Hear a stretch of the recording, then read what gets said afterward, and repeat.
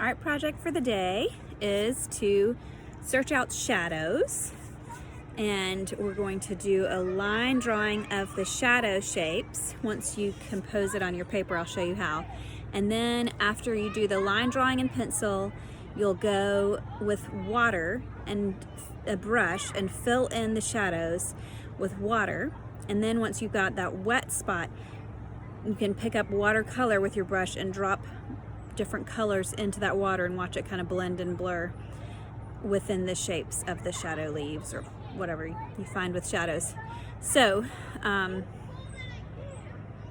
will show you what to do next. So we're gonna take our paper, watercolor paper and pencil, and we're gonna go look and see what the shadows look like as they cast onto the paper from different plants, and choose, you gotta hold it kind of still, choose your how you want it to be on your paper. You might want to pick out some other kinds of leaves. That's nice. The fern, that would be a lot of detail, but you can see the fern's shadow down on the paper if you turn it. So I'm gonna do this plant right here. This is a bleeding heart. See, it's got this little, that's the bleeding heart, and this is the leaf. And I'm gonna get it set on my page how I want it to be. And then I'm going to outline in pencil. Okay, just pick a spot to start. And it's basically tracing. It's gonna move a little bit, but just trace around the edges. Ooh, the wind blew, and what will I do? What will I do? Try to find it again. And just keep going. Don't get overly perfectionist about it. The wind will blow, the shapes will move, but you're just capturing an impression. We'll follow that leaf, that nice little tip edge.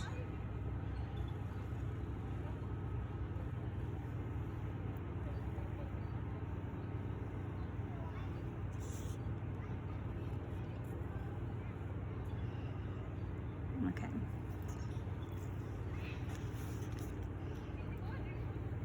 Can you see that well, or do you need to get a different angle? The camera.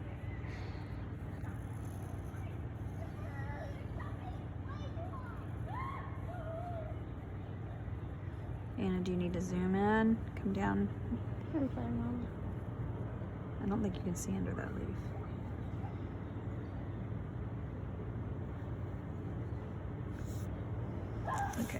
Okay, so if you just get your brush wet with just water, and then you carefully follow that edge and fill in basically kind of one section or one leaf at a time with water.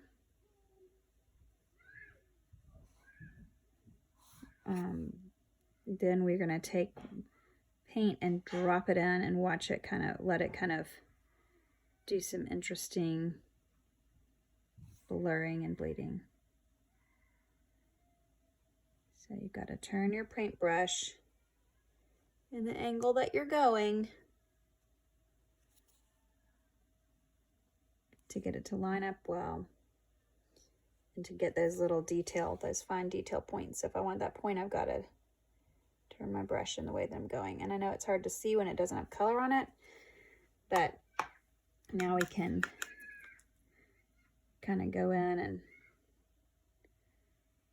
put some colors, fill in, let it make some different shapes, mixes and swirls.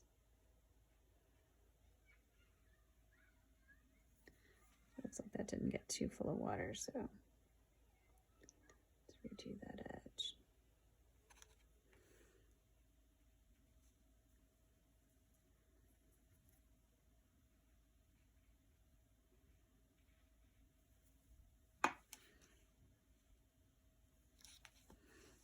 Okay. So I'm going to do this whole leaf in green, so it's okay that it already has some on the water. Just get that tip.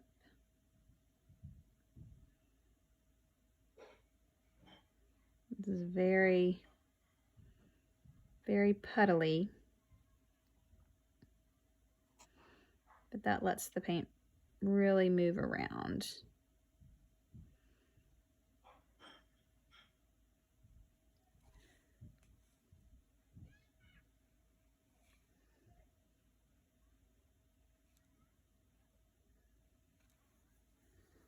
Okay, now let's see if we put some kind of yellow in here. Where does it go? What about a little bit of, a little more blue in this area?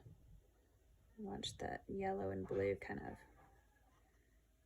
mix together.